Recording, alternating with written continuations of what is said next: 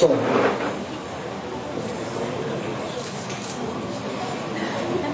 Isso. Que bom estar de volta aqui com vocês nesta noite. Maravilha. Eu ontem só mexi no traumas de vocês. Eu saí, eu fui para casa para você deixar os irmãos pensando, foram para casa pensando, mas é assim. Muitas vezes chegam os pacientes lá no consultório e achando que vai sair com tudo resolvido, né? Aí ele sai mais problemático do que entrou, porque a primeira sessão, a primeira sempre é dolorida, né? A gente falar de nós, mexermos com a nossa vida, com o nosso traumas, com as coisas emocionais, sempre é difícil. E como é difícil. E ontem aqui andamos aqui um pouco sobre as questões de Davi e Absalão, e que nos fez sair daqui pensando em muitas coisas nossas. Não de Absalão, não de Davi, mas nossa. Saímos daqui pensando, eu acredito que você saiu daqui refletindo mais sobre as suas questões, sobre a sua família, sobre a sua responsabilidade, sobre você como ser em relações. Isso é importante, isso é o começo da cura, o começo de sentirmos que algo em nós está sendo mudado, está sendo trabalhado. Eu parei na nossa apostila, eu estou seguindo a apostila, se os irmãos aí perceberam, eu estou seguindo a nossa apostila aí. Eu parei no tópico 10 da nossa apostila sobre gerando orfandade emocional. Eu quero ler um texto da palavra de Deus, continuando nessa mesma narrativa de Davi, no livro de 1 Samuel, capítulo de número 16. Vocês conhecem bem essa narrativa, essa história, mas eu quero aqui compartilhar com vocês. 1 Samuel, capítulo de número 16, o verso 1. Eu estarei lendo até o verso de número 13 deste capítulo. Pode acompanhar. A minha tradução é NVI.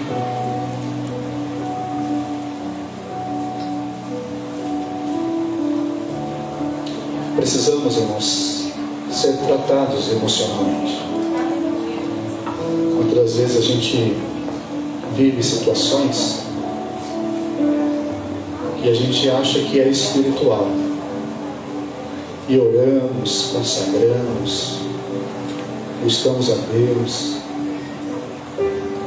e as coisas não se resolvem, não se alinham diante da nossa vida. E a gente vive porque somos obrigados a viver, mas vivemos uma vida totalmente deturpada, sem esperança, sem alegria. Parece que a vida dos outros são mais alegres do que a minha própria vida. Parece que as pessoas vivem as suas intensidades maiores do que a minha. É o momento que passamos e precisamos parar um pouco, parar de tudo e começar a olhar para nós, observar cada um de nós. Precisamos sair da rotina, da vida corriqueira, aquele automatismo que vivemos o tempo inteiro. Precisamos parar e cuidar da gente. Tem um texto da palavra de Deus que diz assim, que precisamos amar o próximo como a ti mesmo, como a nós mesmos. Se você fazer uma reflexão deste verso e inverter ele, você vai se deparar que você precisa amar a você para amar o próximo. Você precisa cuidar de você. Muitas vezes queremos cuidar de tantas pessoas, né? e não paramos para cuidar da gente. E esses 3 dias, começando ontem, hoje, amanhã, é para você parar mesmo e cuidar de você. Cuidar da tua vida. A tua vida é preciosa, a tua vida vale mais do que qualquer outra coisa. Eu, nesse ano de 2019, quando entramos a pandemia, e passamos por ela, no ano de 2020, eu estava ali dirigindo a igreja do Parque Santa Rita, passando por todas as dificuldades que os pastores passou, de ter que contatar os irmãos, levar ceia na casa dos irmãos, mesmo não podendo entrar, mas tinha que passar lá na porta, entregar o kitzinho da ceia, ligando para todos eles, perguntando para todos eles. E muitas das vezes a gente não recebia uma ligação dos membros para perguntar: pastor, como é que você está? Como é que está a família? E chegou no ano de 2020, eu em casa, e ele veio no meu coração para mim cuidar da minha vida, para mim cuidar da minha família, dos meus filhos, da minha esposa. E eu lembro que toda aquela situação que nossa região atravessou, eu cheguei para o pastor Melk no mês de setembro, assim que ele ali foi nomeado para estar na frente da nossa região.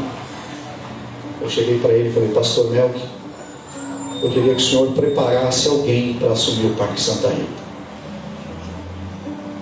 Aí ele tomou um choque, assim, né? Os irmãos tomaram um choque. O pastor Julião estava lá na reunião de pastores dirigentes. E aí o irmão Zé, né, que é o nosso tesoureiro regional, acompanhou todos os 5 anos ali que trabalhamos ali. Algumas vezes eu ia lá questionar, chorar no nosso departamento financeiro. E aí o irmão Zé falou: mas como assim, pastor? O trabalho está indo, a igreja está bem, o povo está lá. A gente assumiu a igreja, tinha poucas pessoas e deixamos o Parque Santa Rita com mais de 32 pessoas. Ele falou: a igreja está bem, como é que assim? Você vai parar? Aconteceu alguma coisa? Eu falei: não aconteceu nada, está tudo em paz.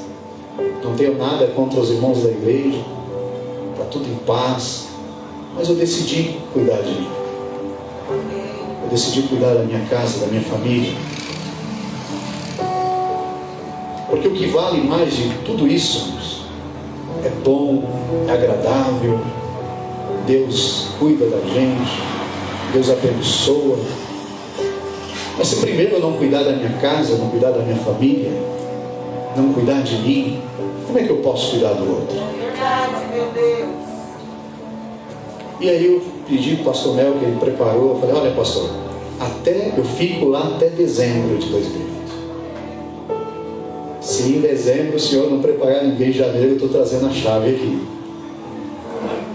E graças a Deus está lá o pastor, nosso pastor Kaique, está lá.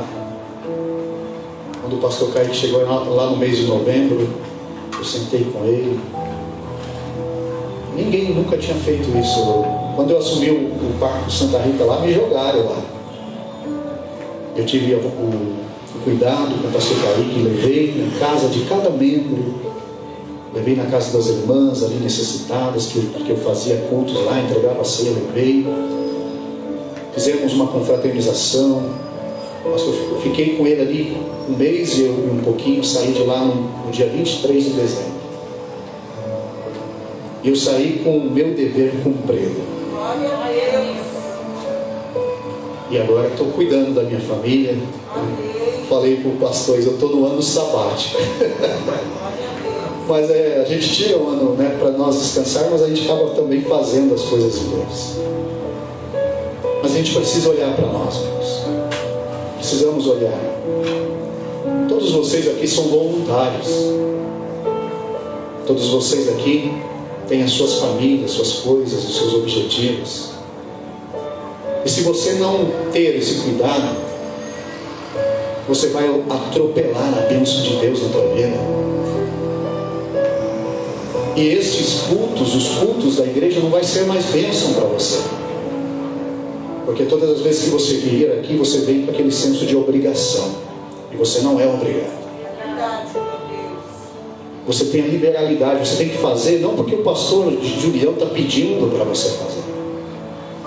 Você tem que fazer porque você está na liberalidade. Eu tenho prazer em fazer. Eu sinto fazer. Eu quero ir para a igreja não porque é mais um culto de sexta-feira, é mais um culto do sábado, é mais um culto da quarta-feira. Não, eu quero ir lá, participar daquele culto, porque eu sei que alguns irmãos ali, as pessoas também querem me ver lá, precisam de mim lá. Quando a gente tem essa liberdade de pensar assim, nada é pesado. Não é pesado para o pastor Julião, não é pesado para os líderes, não é pesado para os obreiros, não é pesado para você. Nada é pesado. Então esses 3 dias que Deus colocou no coração do pastor, foi para cuidar de você. É que você olhasse para você também e pensasse de tudo que você está fazendo, das coisas de Deus, das coisas suas, das coisas da sua família, e começasse a dar um novo direcionamento diante da tua vida. O texto de Samuel, no verso 1, diz assim: o Senhor disse a Samuel: até quando você irá se entristecer por causa de Esaú? Eu o rejeitei como rei de Israel. Encha um chifre com óleo e vá a Belém, e eu o enviarei a Jessé. Escolhi um dos seus filhos para fazer o rei. Samuel, porém, disse: como poderei ir? Saul: saberá disto e me matará. O Senhor disse: leve um novilho com você e diga que foi sacrificar ao Senhor. Convide Jessé para o sacrifício, e eu mostrarei a você o que fazer. Você irá ungir para mim aquele que eu indicar. Samuel fez o que o Senhor disse. Quando chegou a Belém, as autoridades da cidade foram encontrar-se com ele, tremendo de medo, e perguntaram: vens em paz? Respondeu Samuel: sim, venho em paz. Vim sacrificar ao Senhor. Consagrem-se e venham ao sacrifício comigo. Então ele consagrou Jessé e os filhos dele e os convidou para o sacrifício. Quando chegaram, Samuel viu Eliabe e pensou: com certeza é esse que o Senhor quer ungir. O Senhor, contudo, disse a Samuel: não considere sua aparência, nem a sua estatura, pois eu rejeitei. O Senhor não vê como o homem vê a aparência, mas o Senhor vê o coração. Então Jessé chamou Abinadab e o levou a Samuel, e ele, porém, disse: o Senhor também não escolheu este. E em seguida Jessé levou Samá e a Samuel, mas esse disse: também não foi este quem o Senhor escolheu. Jessé levou a Samuel 7 de seus filhos, mas Samuel lhe disse: o Senhor não escolheu nenhum deles. Então perguntou a Jessé: estes são todos os filhos que você tem? Jessé respondeu: ainda tenho o caçula, mas ele está cuidando das ovelhas. Samuel disse: traga aqui. Não nos sentaremos para comer enquanto ele não chegar. Jessé mandou chamá-lo, e ele veio. Ele era ruivo, de belos olhos e boa aparência. Então o Senhor disse a Samuel: é este, levanta-se e unja-o. Samuel o apanhou o chifre cheio de óleo e ungiu na presença dos seus irmãos. E a partir daquele dia o Espírito do Senhor apoderou-se de Davi, e Samuel voltou a Ramá. Amém. Vocês conhecem essa história, né? Nós estávamos falando ontem, na sexta-feira, sobre os traumas que Davi gerou em toda a sua família. Davi também foi vítima de traumas. Davi também foi vítima da orfandade emocional. O texto está bem claro. Não preciso aqui nem aprofundar, porque ele está bem claro. Começa dizendo como era a família de Jessé, a família de Davi. Eram em 8, mas somente 7 era lembrado. Davi vivia mais no campo do que dentro de casa. E é interessante, irmãos, que o texto de 1 Samuel fala de um adolescente, não de um jovem. Davi, ele é um adolescente, já está fazendo o trabalho de um adulto. Se você olhar e lembrar a história de José, a história de Jacó, dos filhos de Jacó,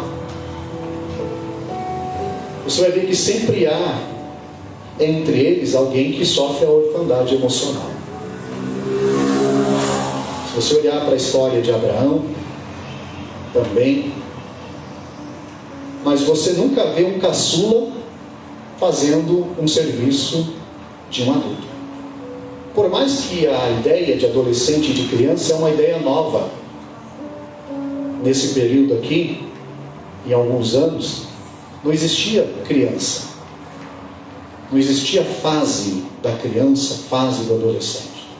A criança já era um adulto pequeno. Se você estudar a história da infância, não existia o cuidado da criança. A criança era tida como cuidado até os seus 8 anos, até terminar a amamentação e chegar aos seus 8 anos. Passou dos 8 anos, era para o trabalho. Só que os pais sempre preservavam o caçula. A história, a cultura do mais novo sempre foi passada de gerações. Quem é o filho caçula aqui sabe disso. Sempre tem algumas regalias. Não que o pai ama mais o menor do que o maior. É interessante que na história judaica, quem recebia tudo era o primogênito. O primogênito que recebia tudo, toda a herança do pai. Só que o caçula era mais querido, tinha um cuidado específico. Foi assim com José, foi assim com Benjamin. Tinha um cuidado mais específico, mas na história de Davi não tinha nada disso. Davi é esquecido, é rejeitado. Jessé nem lembrava de Davi. E isso não foi só nesse texto do capítulo 16 de 1 Samuel. Isso é em toda a história. Isso já era corriqueiro na vida de Davi, ser esquecido, ser jogado para os pastos. E quem pastoreava passava-se tempo, dormia fora, cuidando das ovelhas. Não tinha jantar à mesa com os pais, não tinha almoço em família. Hoje, mesmo que você tenha suas indiferenças, você ainda tem o privilégio de ter um almoço em família. Davi não tinha isso.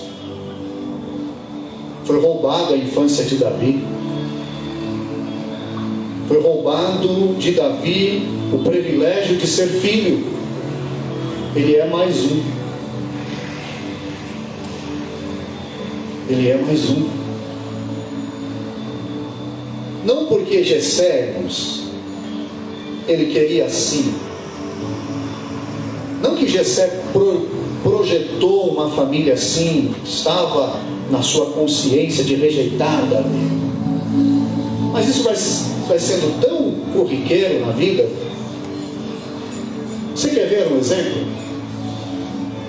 Você que tem filhos, tem aquele filho que você já sabe, você já ensinou e já sabe que ele vai corresponder àquilo que você quer dele.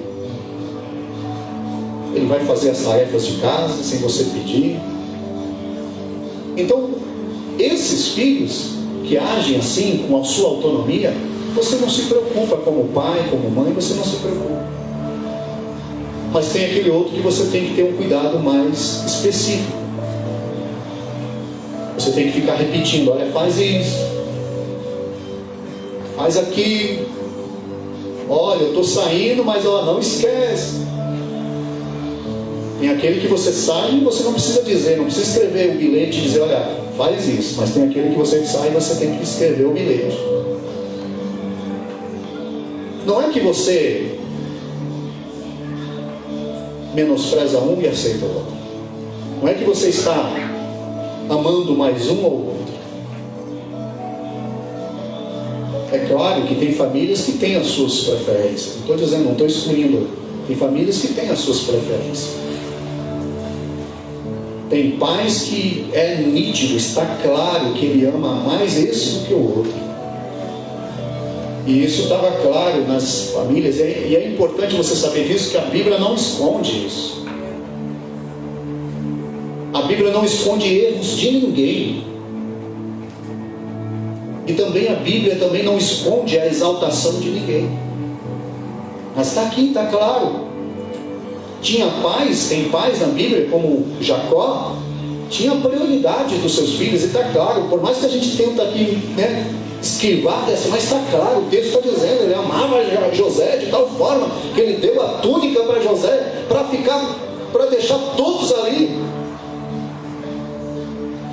E aqui nesse texto também está claro que Davi não tinha preferência nenhuma, e sendo caçula. Mas tem pais que não têm isso. Há um cuidado específico. Mas muitas das vezes nós não sabemos expressar esse cuidado. E aí a gente começa a demonstrar para o outro, para os nossos filhos, que nós temos preferência com um e não com o outro. Por mais que não esteja isso no seu coração, mas a forma, o jeito, a ocultação vai demonstrando isso para quem está vendo. Porque o meu filtro da vida não é igual ao teu filtro da sua vida. Eu olho, eu enxergo a vida com o meu filtro. Você vai olhar e vai enxergar a vida com o seu filtro. É por isso que o relacionamento ele é importante. A aproximação, o vínculo é importante. Porque aí a gente consegue desfazer isso lá na raiz, lá no começo. Porque se a gente não está atento, se não estamos atentos, isso vai perpetuando. E vai gerando essas orfandades emocionais na vida das pessoas, na vida dos nossos filhos, na vida. E aí acontece o quê? Que eu me sinto rejeitado. Que a casa, o ambiente, a igreja, a família já não faz parte mais da minha história, da minha vida. Eu me sinto deslocado do ambiente, deslocado da igreja, deslocado dos departamentos, porque eu estou envolvido com esse sentimento emocional de rejeição. Quando eu olho alguém tratando de uma forma carinhosa com alguém, e muitas vezes eu não sou tratado dessa forma, eu já trago para mim essa rejeição. Ah, ninguém me vê, ninguém se importa comigo. E aí a gente vai carregando tudo isso em todos os nossos relacionamentos, seja na família, seja na igreja, seja nos vínculos sociais. A gente vai perpetuando esse sentimento, que ninguém se importa com a gente. Leia o Salmos 23 para você ver. O Salmos 23 é dizendo, o Davi dizendo para Deus: ninguém importa comigo, o Senhor é o meu pastor. Ninguém se importa comigo, somente o Senhor. Eu estou sozinho. Quantas vezes, irmãos, nós já fizemos essa oração? Senhor, eu estou sozinho. Ninguém me vê. Ninguém me dá uma mensagem, uma palavra. Davi estava no campo e ele estava vivendo esta orfandade emocional, de sentir órfão com os pais vivos, de sentir rejeitado, desprezado, sentir-se frágil emocionalmente. Que quando Jessé chega para a casa dele, nem o seu pai tem o privilégio de convidá-lo para sentar à mesa. Samuel, quando vai até a casa de Jessé, Samuel, quando se depara com todos aqueles em que ele vai ungir, Deus não aprova, Samuel pergunta, talvez Samuel faz essa pergunta a ele: mas por que o Senhor me trouxe aqui? Se já passou 7 filhos? Não é possível. Deus me chamou para vir aqui, mas já se passou 7, não é nenhum desses. E a apresentação para Samuel, as apresentações que Jessé fez para Samuel, foi as apresentações daquilo que Jessé tinha como expectativa para os seus filhos. E Davi, qual era a expectativa de Jessé para Davi? Muitas das vezes erramos por colocar muitas expectativas no outro, mas também erramos por não termos nenhuma expectativa às pessoas, seja os nossos filhos, seja as pessoas dos nossos relacionamentos. E aí, o que eu faço? É melhor você olhar e considerar o outro, e respeitar o outro, e olhar para a pessoa e ter ela como uma pessoa que é completa dentro da sua existência, do que você querer dar valores, e muitas vezes não são os valores que ela entende. Precisamos, irmãos, respeitar. E Davi aqui não é respeitado. Não há respeito nenhum da sua família para com aquele menino. Não é porque é adolescente que não precisa ser respeitado. Precisa ser respeitado. Não é porque a esposa não precisa ser respeitado. Não é porque o esposo não precisa do respeito. O respeito tem que ser mútuo. Quando eu respeito, eu vou quebrando, eu vou dissipando qualquer tipo de situação, de trauma que esteja se estabelecendo, porque eu vou demonstrar, eu vou externar o respeito a essa pessoa, seja ele meu filho, seja ele minha esposa. Eu vou externar isso. Não dá para dizer eu respeito e não externar isso. Não dá para dizer eu respeito fulano e não traz isso para fora, não se expressa emocionalmente. Como é que o outro vai ser impactado, vai ser tocado? Se eu chegasse aqui e dissesse assim para vocês: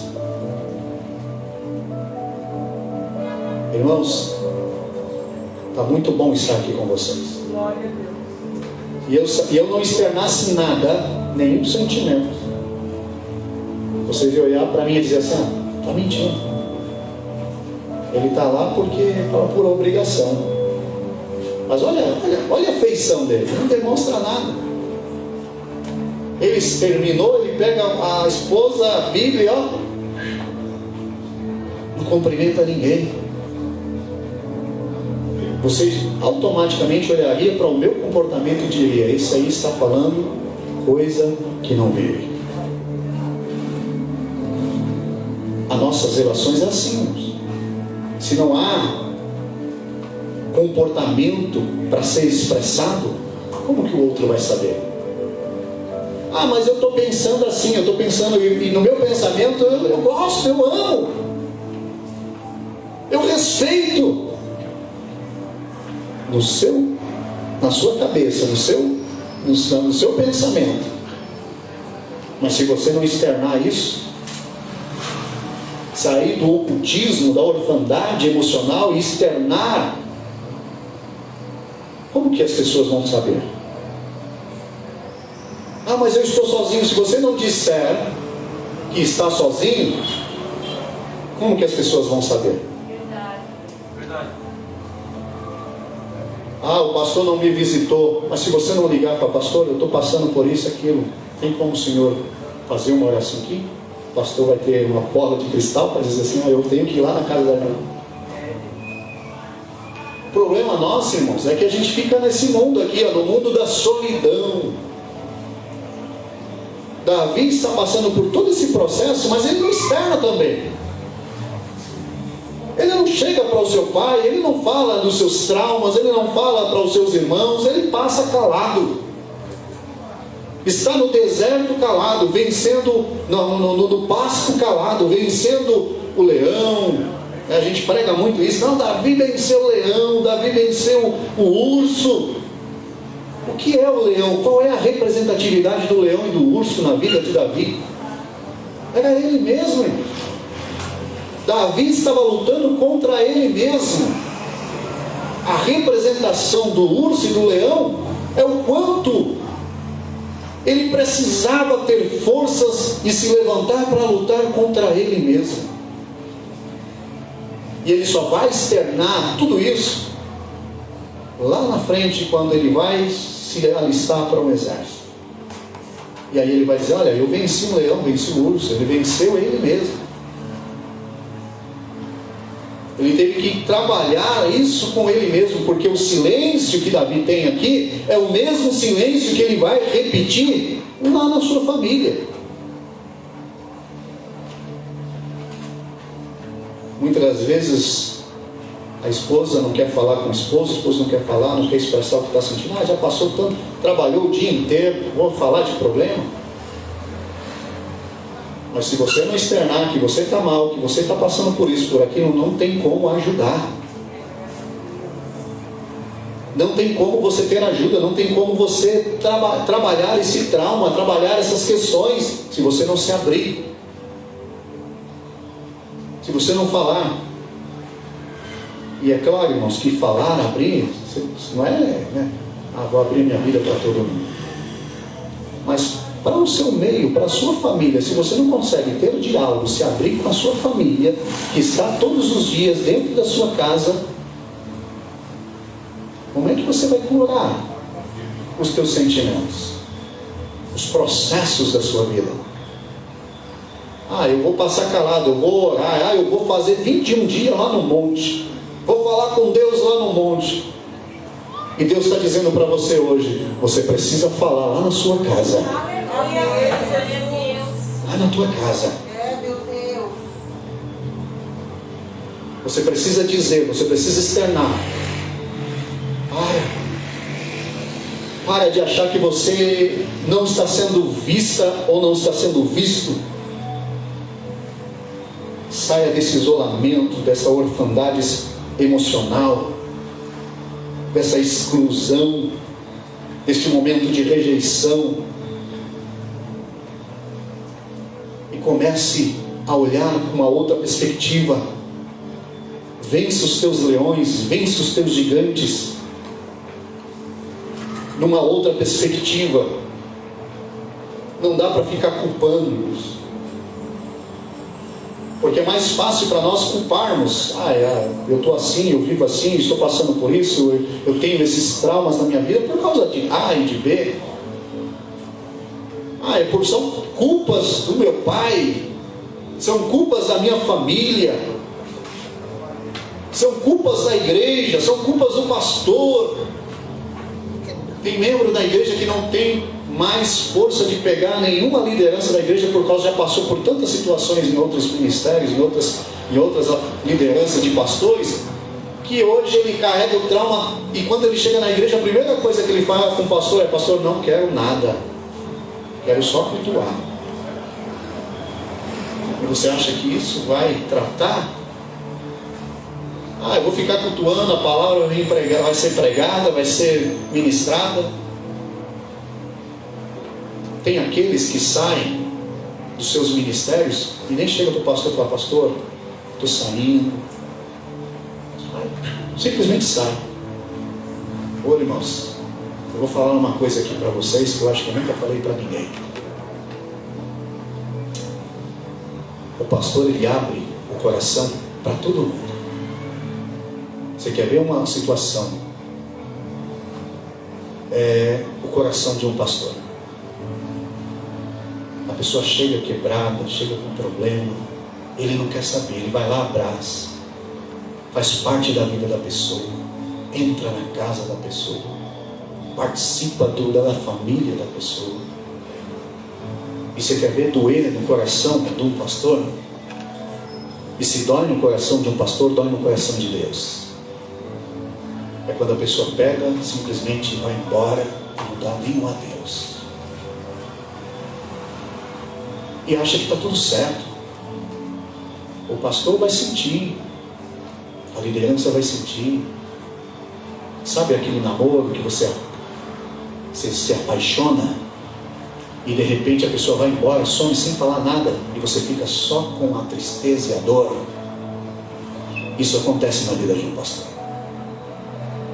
E aí passa, o pastor entregou na mão de Deus, passou. Mas você acha que essas pessoas vão viver uma vida diferente? É por isso que, hora ou outra, você encontra pessoa que não para em ministério nenhum. A Bíblia diz: o que está ligado aqui na terra está ligado no céu. O que foi ligado aqui, foi ligado lá. Aleluia. Tem pessoas que não se importam com isso e vão embora, se desligam. E se desligou daqui, se desligou de lá.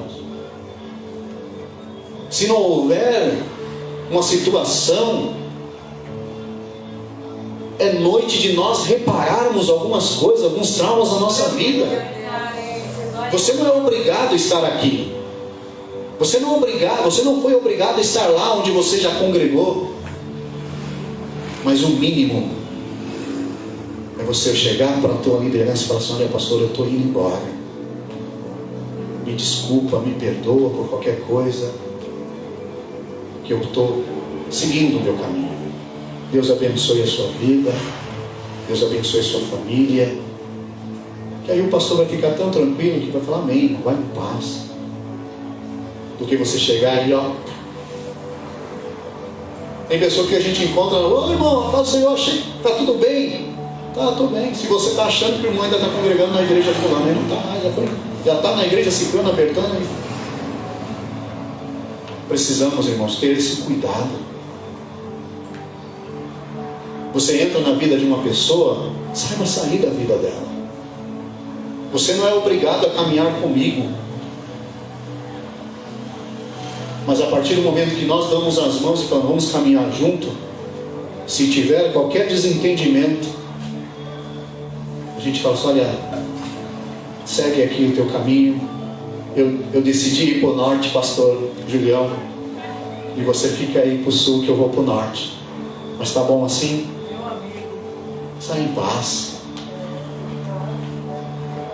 A mesma coisa as indiferenças nas relações. Você não é obrigado, você não tem obrigação nenhuma, mas a única coisa que você tem é o respeito e a dignidade de abrir o momento de você falar assim: vai em paz, eu sigo o meu. Não dá para a gente caminhar junto. É por isso que hoje a gente tem os maiores problemas familiares dentro das relações dos casamentos. Nós não somos obrigados a viver uma união de abusos, uma união de sofrimento. Deus não preparou nenhum casamento para ser um casamento arruinado de sofrimento. Se você não tem obrigação nenhuma de viver sendo abusada, e o que eu falo de abuso, falo de abusos em todos os aspectos que você possa pensar. Se você já fez a sua parte, se você já fez o que você gostaria de fazer, se você já se abriu, já comentou, já tirou para fora os teus sentimentos e não houve nenhuma resposta, você não é obrigado a isso. Mas também você não pode criar situações para que você viva a sua vida para o resto da sua vida com este peso. Ainda mais quem tem filhos. Você vai ter que aceitar um ou outro, pegar as crianças, levar para casa. Deus nos chamou para ser homens e mulheres de paz. Paz. Precisamos entender isso. Nós somos pessoas escolhidas por Deus para transmitir a paz. Se dá para haver guerra aqui, nem que eu perca, mas eu perco com paz. Nem que eu abaixe a cabeça e aceite algumas coisas, mas eu aceito porque eu busco a paz. E é isso que acontece nesse texto. Quando Davi é chamado, ele é chamado como o pastor de ovelha e não como filho. No versículo de número 11 diz assim: Jessé dizendo para Samuel: ainda tem um caçula, mas ele está cuidando de ovelhas. Ele é pastor. Ele é pastor. Não é meu filho, é pastor, está cuidando de ovelha. Os traumas na alma, irmãos, vai gerar, ou melhor, vai inibir os sonhos, vai paralisar a vontade, os desejos, desacelera o sucesso, enfraquece a personalidade. Quem vive esses traumas de rejeições e carregam em si, não consegue sonhar, não consegue ter uma personalidade forte, vive mais no abaixo autoestima do que uma autoestima. Porque só basta enxergar e achar que alguém está falando ali e que ele não chamou ele, não chamou ela para fazer parte. Está falando de mim. Está falando de mim. Eu me lembro que um dia na igreja, estava tratando de um caso, de uma situação de uma membra da igreja, e era uma confidencialidade.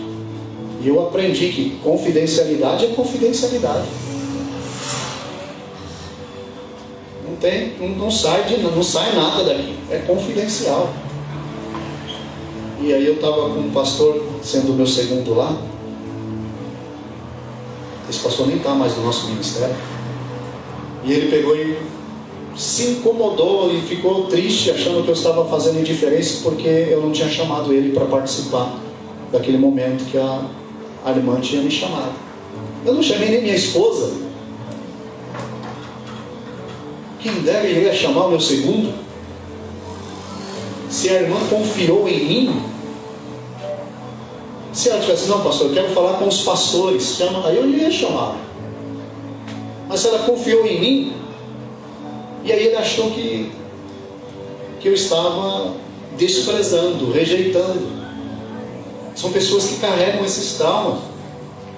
Então qualquer coisa, qualquer reunião, qualquer coisa é para conspirar contra ele, é conspirar contra ela. Estão falando de mim, estão falando da minha situação.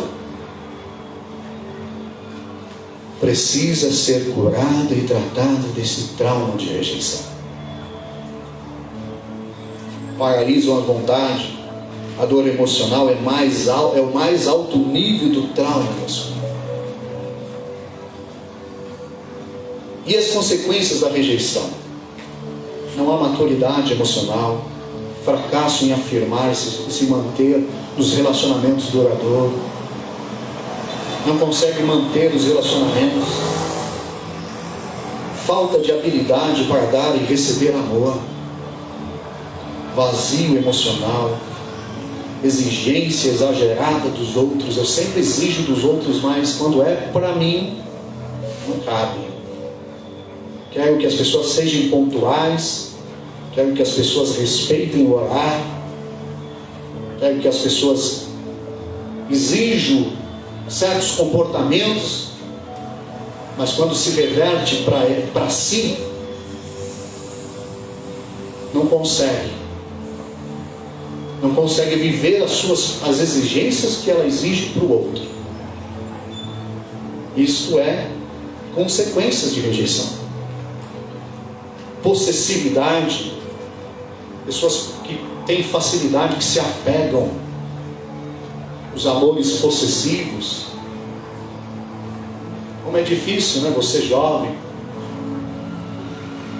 quando você está num relacionamento, você vive um amor possessivo, a pessoa liga e não te dá espaço para respirar. São pessoas que estão carregando sequências de rejeições, traumas na vida, e ela se apega e fala: não, isso é amor, é possessão, é doença, é transtorno. Ninguém é objeto de ninguém. Manipulação, aqueles que manipulam, mas as suas manipulações. Isso acontece muito com os casamentos que sofrem a agressividade. Vive a agressividade, depois o cabra vai lá e quer recompensar a agressividade. Traumas. Manipulam constantemente. E pode, irmãos, fazer leis e mais leis e mais leis para punir, para trancafiar na cadeia. Pode fazer um monte de lei. Se a pessoa não trabalhar e não tratar isso, não vai ter lei que segure uma pessoa que está vivendo o seu trauma de rejeição. Todos os relacionamentos que ele entrar, vai passar por isso. Vai viver esses traumas. Vai externar isso. Solidão, medo e temor de ser rejeitado. Então tudo que ele faz, tudo que ela faz debaixo do medo. Eu estava essa semana com uma criança de 9 anos de idade, e ela chegou para mim e falou assim: eu estou numa solidão tremenda. Ô irmãos, uma criança de 9 anos sabe o que é solidão? Sabe o que é solidão? Por quê? Porque já está estabelecendo na vida uma sequência de traumas, de rejeição, que vai desencadear. E a gente vive achando que está tudo bom, né? Está tudo legal. Não, eu sou assim. A gente acha, né, que é a nossa personalidade. A minha personalidade. Quer ver você travar? Não sei quem está aqui procurando emprego, mas quer ver você travar e quando você está numa entrevista e o entrevistador vai perguntar para você assim: quem é você? Falar da sua personalidade, falar de você. Então personalidade não é isso, não é trauma. Trauma não é personalidade. Rejeição não é personalidade. Medo não é personalidade. Solidão não é personalidade. Timidez não é personalidade.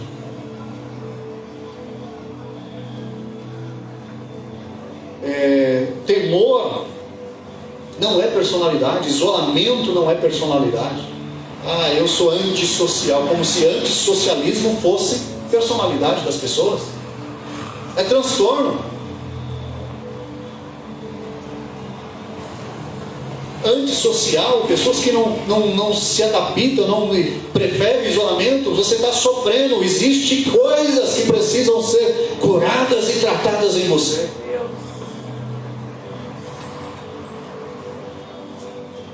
Eu preciso. Não confunda textos bíblicos para pretexto. Fecha a porta do teu quarto, vai orar lá, e o teu pai em segredo. Isso é ocasiões específicas. Jesus, até na sua solidão e na sua morte, na sua agonia e angústia da alma, ele vai levar consigo 3. Para mostrar para nós que mesmo na angústia, no vazio da existência, eu ainda preciso de alguém. Eu preciso de alguém. Rejeição, desprezo de si, pessoa que se despreza, tudo nela não está bom. Mas isso é problema de autoestima. Mas eu desprezo de ser a ausência de valor próprio. Tem pessoas que valorizam tantas coisas no outro, quando é para ela olhar para a sua valorização. Isso, irmãos, nós não aprendemos nas pregações, nós aprendemos na reflexão que fazemos da gente. Não dá para ficar aqui hoje pegando a pá e dizendo assim: isso é para fulano, isso é para Bertano, isso é para você, é para mim. Isso é para nós. Ausência de valor próprio, aceitação e repúdio dos outros, no tocante à sua própria capacidade, acha que não é capaz. Eu estava fazendo um curso com os irmãos de teologia, encerramos o trabalho de teologia, e quanta gente capaz lá, pastor, que tem dom, tem ministério, tem coisa linda, mas acha que não é capaz, acha que não tem, não dou conta. Você acha que eu daria conta, irmãos, se eu tivesse com esse sentimento de estar aqui hoje ministrando isso para vocês?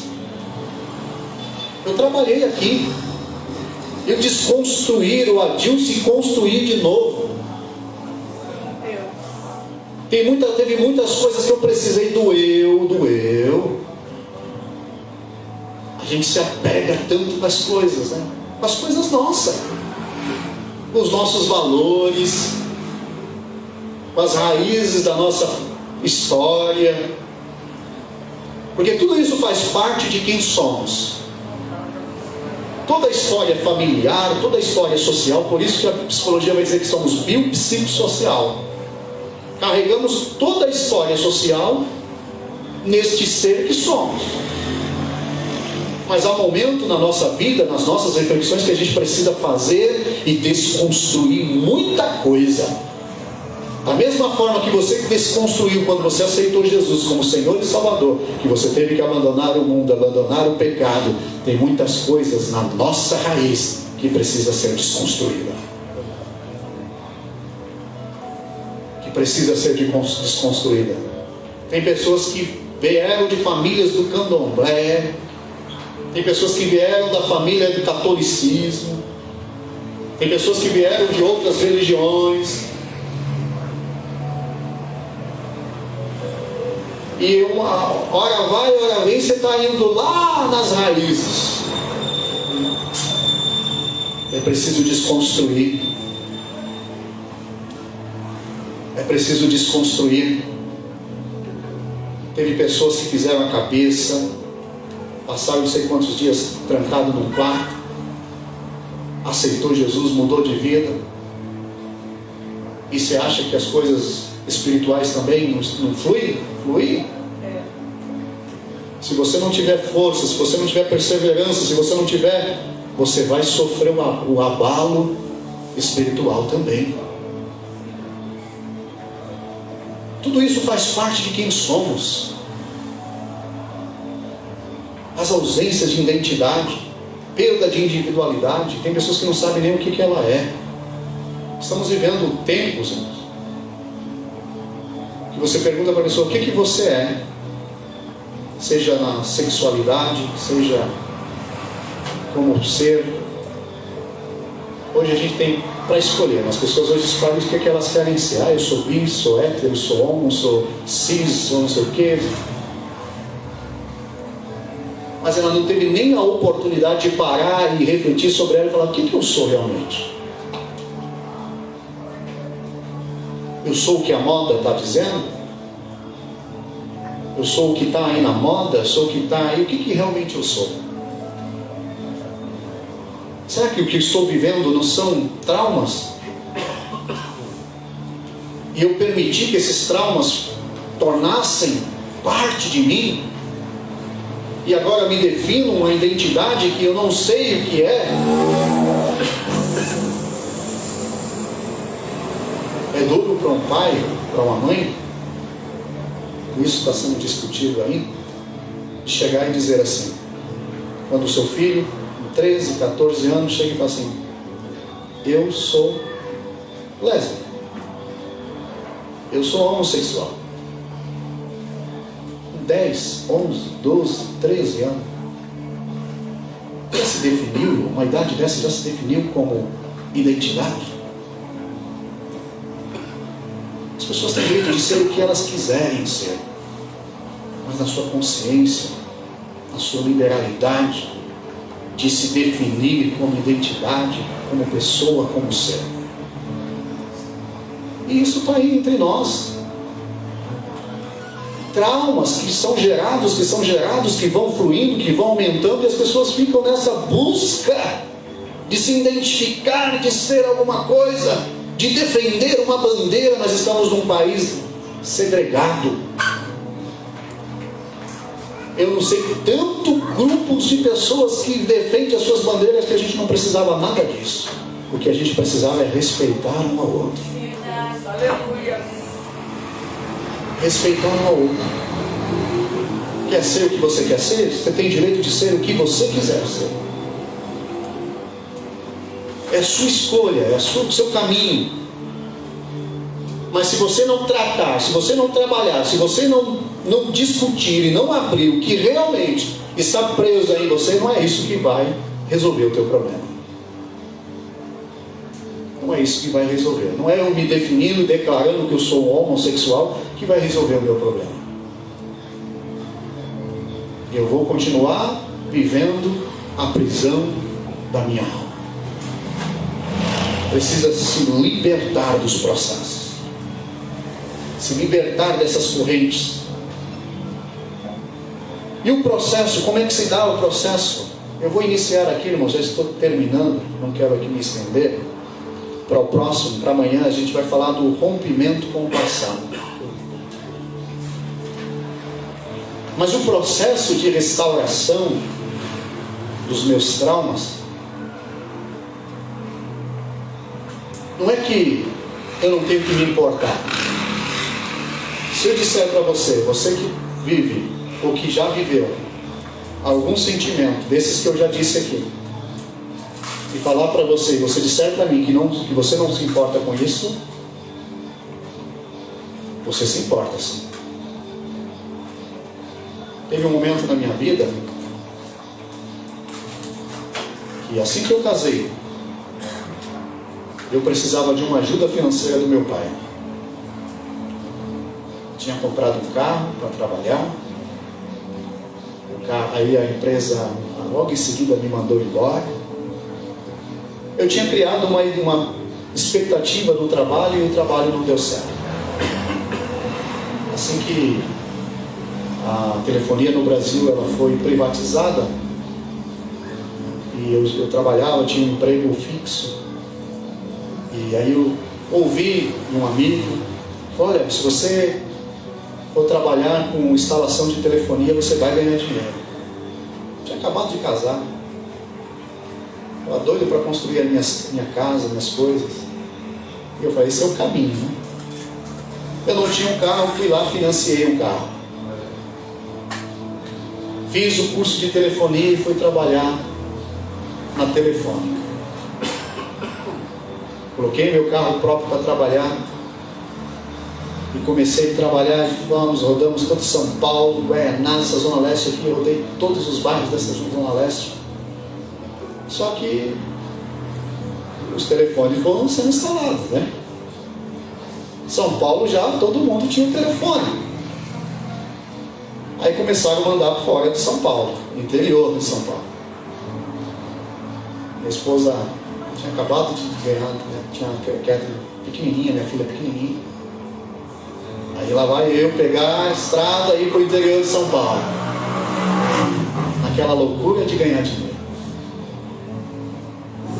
Depois do interior de São Paulo, Rio de Janeiro. E aí eu falei para a empresa, eu não vou para o Rio de Janeiro. Até o interior de São Paulo eu aceito, o Rio de Janeiro eu não vou. Acabei de casar, tenho 2 anos de casado, logo minha filha nasceu. A empresa fez o quê? Mandou embora. Prestação de carro, pagando aluguel. Morava aqui, pertinho aqui da Tiburcio, atrás do antigo supermercado Líder. Brigava na Assembleia de Deus do Belém, aqui no Jardim Joia. E aí, desempregado, dívida do carro, corria para o meu pai. Pai, me ajuda aí a pagar esse carro. Ou então, fica com esse carro. Meu pai olhou e falou assim, não, se vira. Aquilo foi uma facada no meu coração. Eu estou desempregado, filho pequeno, peço uma ajuda ao meu pai. E ele disse para mim, se vira. Como é que eu vou me virar? Pelo menos se segurasse umas prestações aí até eu arrumar um emprego. Aí depois ele me ligou e falou, traz o carro que eu vou ficar com o carro. Levei o carro, ficou com o carro, vendeu o carro. E aquela ferida ficou aqui. Saí da casa de aluguel, fui para a casa do meu sogro, construí a casa do meu sogro, em cima da casa do meu sogro, cômodo e um banheiro e fui morar lá. E a ferida estava aqui. Não suportava ir na casa do meu pai. Estou terminando. Não suportava. Minha esposa levava os meus filhos lá, logo nasceu meu outro filho, ela levava meus filhos lá, mas eu não ia. E muitas das vezes quando ele vinha na minha casa, quando eu olhava, sabia que ele estava em casa, eu nem entrava. Meu pai é crente, até hoje, presbítero do Deus é Amor. E eu não entrava. Ia para a casa dos meus irmãos tinham irmãos solteiros, eles moram na casa embaixo, o terreno é grande. Meu pai mora na casa na frente, meus irmãos moram na casa do fundo. Eu ia na casa dos meus irmãos e não passava na casa do meu pai. Quando eu via que ele estava lá na janela, eu corria para dentro da casa e nem falava, nem deixa esse velho para lá. Já não era mais pai, era o velho. Deixa esse velho para lá. Minha vida, para mim, seguindo normal. Tá tudo bom, tá tudo seguindo, as coisas estão fluindo. Não estou dizendo isso aqui para ser exemplo para você, não. Estou dizendo isso aqui para você pensar que poucas coisas, não precisa ser muito, não. Poucos traumas que a gente acha que não tem nada a ver. É o que fica ali martelando e dificultando a nossa vida. O tempo foi passando, eu continuei ignorando. E a minha vida parece que ela ia e voltava, ia e voltava, ia e voltava. Quando eu achava que estava bem, que eu arrumava um emprego bom.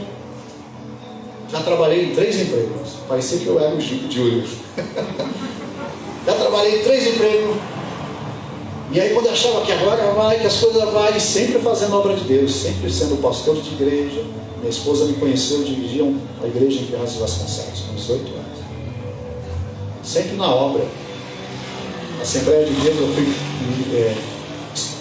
fui professor de escola bíblica, trabalho de missões, já fui líder de jovens, coordenador de mocidade. Tudo que vocês imaginarem na obra de Deus eu já fiz. Visita, culto fúnebre, casamento, noivado,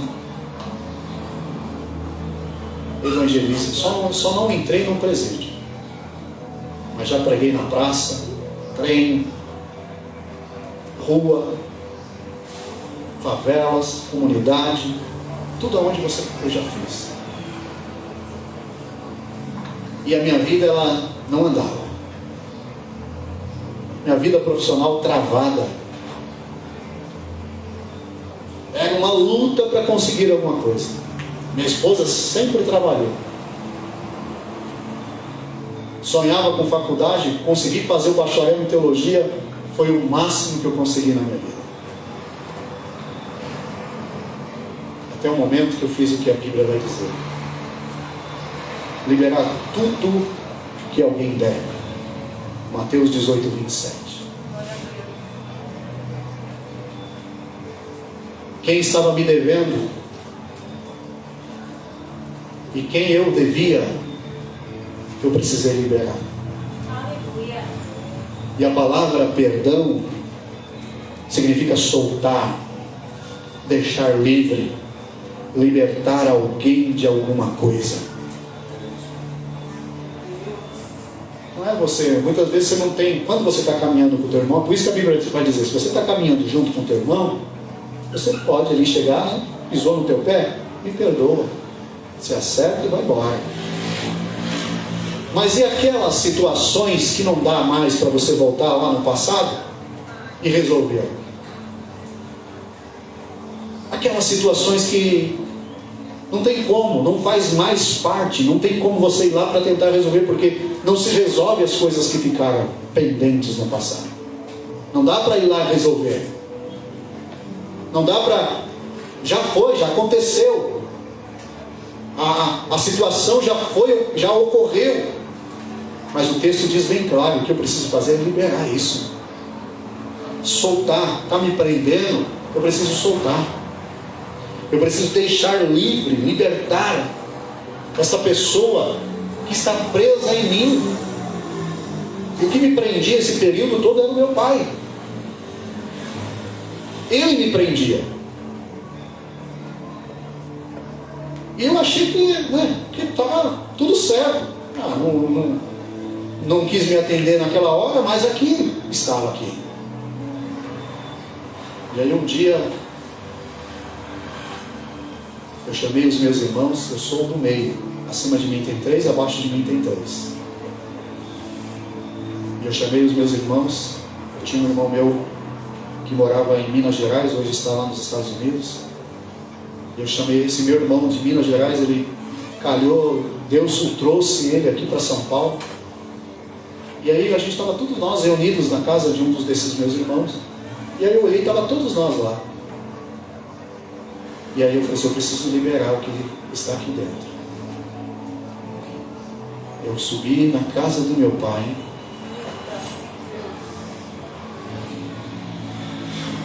Aleluia, Deus.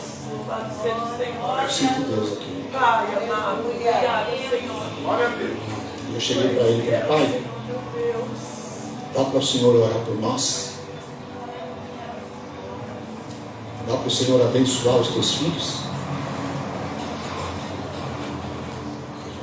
Tá. Desceu. Meu pai já fazia anos que não entrava na casa do meu irmão. E mora no mesmo quintal. E aquele dia ele desceu lá. Eu chamei os meus irmãos e falei assim, olha, o pai vai orar por nós. E ele vai nos abençoar. Ele olhou e falou assim, eu abençoar vocês? É. O Senhor precisa nos abençoar. E naquele momento ele colocou a mão na cabeça de cada um e fez a sua oração. Daquele dia em diante minha vida mudou. Glória a Deus. Santo é o Senhor, aleluia. Aleluia, Hoje, Pai. sou formado, sou pós-graduado, trabalho na minha área, amo o que faço. Minha esposa também é formada. para quem não tinha dinheiro para pagar nada. Hoje nós dois somos formados. Glória a Deus. Aleluia, Jesus. Por quê? Eu precisei soltar. Eu precisei deixar. Talvez você não precisa ir lá na pessoa que você carrega aí, presa em você. Mas hoje você precisa declarar isso para você. Eu preciso soltar. Não faz parte mais de mim. Não quero isso para a minha vida. Eu perdoo. Eu solto. Perdoar a dívida é você soltar, é você liberar. E não é liberar o que não está em você, é liberar o que está em você. A mágoa, a angústia, a rejeição, o abandono, a orfandade que você sofreu. Você sofreu pelos teus pais, talvez consciente ou inconsciente, você foi rejeitado, talvez consciente ou inconsciente, não importa. Mas está aí, você está sofrendo. Você está passando por isso, você está carregando isso há anos da sua vida. Libere agora, nessa noite. Solte. Não faz mais parte de você. Libere. Perdoar é você liberar. Perdoar a dívida é liberar. O perdão no texto original tem o sentido de liberar, deixar ir. Saia da minha vida, dos meus traumas.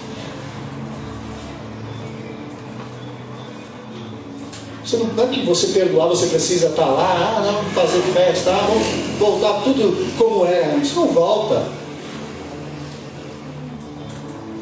Mas você consegue ser livre na tua alma. Você consegue ser livre e nada disso vai te fazer você derrapar, você sofrer. Porque muitas vezes a gente fica pensando, é maldição hereditária. Não tem nada a ver com maldição hereditária. Tem a ver com os traumas que eu carrego na minha vida. Davi não sofre maldição hereditária. Davi vai produzir os traumas da vida dele na família. Aquilo que ele vivenciou sendo filho, ele vai levar sendo pai. Depois que o que aconteceu na vida da família de Davi foi um desastre, porque ele viveu o desastre. E ele não se preocupou em trabalhar isso, ele se preocupou com outras coisas. Com outras coisas. Com servir a Deus, fazer as coisas de Deus, e aí as coisas vão para frente. Não estou dizendo que você não será salvo, você pode morrer com o seu trauma, servindo ao Senhor, pode ser salvo. Mas você se privou de viver uma vida abençoada e feliz aqui. A gente fala tanto, Deus, eu quero viver uma vida próspera, uma vida abençoada. Eu quero ter as condições, eu quero abençoar o teu povo, eu quero abençoar as pessoas que batem na minha porta. E aí você fica achando que Deus não quer isso para você. Não é que Deus não queira isso para você. É que você está tão amarrado com os teus traumas, que você não consegue se desprender e deixar ir os traumas. Sair da tua vida. E aí você fica sempre patinando. Mas hoje é noite para você. Hoje é noite para você.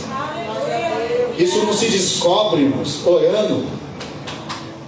Isso não se descobre vindo à igreja. Sabe como se descobre? Eu olhando para dentro de mim. Oh, meu Deus. Eu posso orar, passar noites e noites orando, mas se eu não parar e olhar para dentro de mim e perceber a minha vida, não vai ter resultado. Deus vai falar assim, já dispensei a bênção, está tudo pronto para você.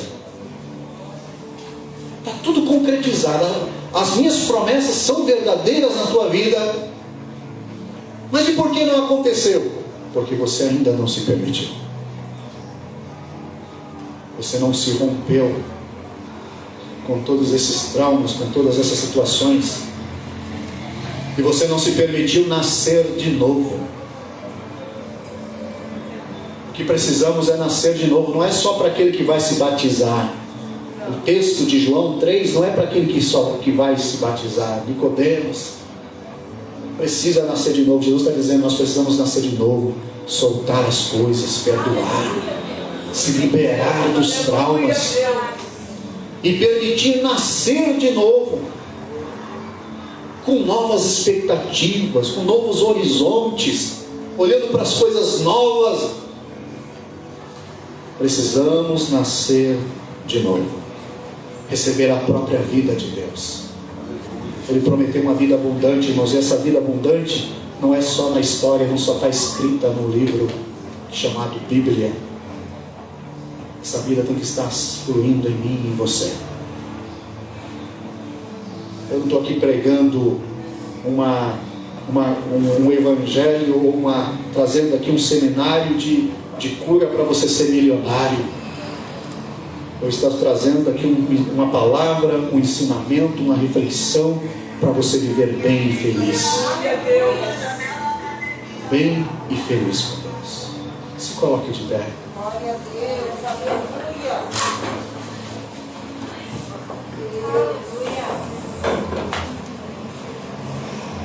Glória ao Senhor.